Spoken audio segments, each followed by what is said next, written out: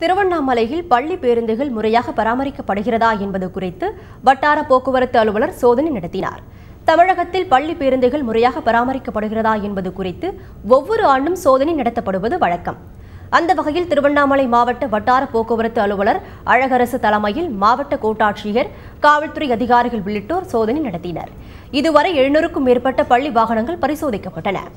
மாவட்டம் முழுவதும் பள்ளி வாகனங்களை முழுமையாக ஆய்வு செய்யும் பணி தொடரும் என வட்டார போக்குவரத்து அலுவலர் தெரிவித்துள்ளார். ஜூன் மாதத்திற்கு முன்பாக விடுமுறை நாட்களில் அனைத்து பேருந்துகளையும் ஆய்வு செய்து அதில் உள்ள குறைபாடுகள் அனைத்தும் சரி செய்யப்பட்டு அதன் பிறகு இயங்க அனுமதிக்கப்படும்.